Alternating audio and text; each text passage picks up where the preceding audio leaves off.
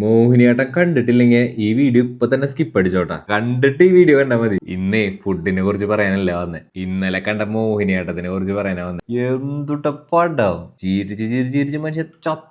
ഞാൻ അതിലേക്ക് തിയേറ്ററിൽ ഇത് കണ്ടുള്ള അവസ്ഥ. ഞാൻ ഇന്നലെ OTT കണ്ടേ. എന്റെ അമ്മ, ഇതെങ്ങാനും തിയേറ്ററിൽ കണ്ടിരുന്നെങ്കിൽ. തിയേറ്ററിലൊക്കെ ഇത് എങ്ങനെ കാണാനാ? ഒരു ഡയലോഗ് പറഞ്ഞ അടുത്ത ഡയലോഗ് പറഞ്ഞ കേക്കണ്ടേ? ചിരിച്ച് ചിരിച്ച് എന്തായാലും കേൾക്കാൻ പറ്റില്ല. കണ്ടോണ്ടിരിക്കണ എന്റെ ഇടയിൽ ബാക്ക് അടിച്ചോണ്ടിരിക്കുക. ചിരിച്ചു കഴിഞ്ഞാൽ പിന്നെ വീണ്ടും ബാക്ക് അടിക്കും. എന്താ പറഞ്ഞത് വീണ്ടും കേൾക്കാൻ വേണ്ടിട്ട്. അമ്മാതിരി സുരാജ് വെഞ്ഞാറമൂട്, ബേബി ജീന് സീനായിണ്ട്. എല്ലാവരും സീനായിണ്ട്. സൈജു കുറുപ്പ്, അയ്യോ മറ്റേ പുള്ളിയൊക്കെ ഞാൻ പോവാന്നൊക്കെ പറഞ്ഞിട്ട് ആളൊരു മുണ്ട കഴിച്ചൊരു പോക്ക് പോയിട്ട് പിന്നെ നിന്ന് തൂങ്ങുക.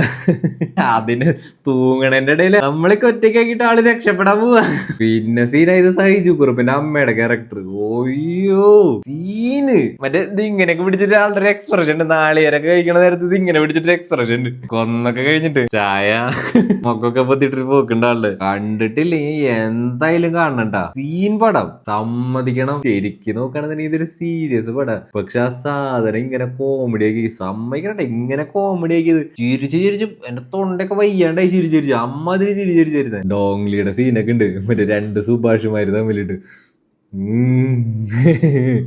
ഇത് താമോടെ രക്തം, അതേമാതിരി രണ്ട് വിഷം ഐറ്റംസ്. അടിപൊളി പടം.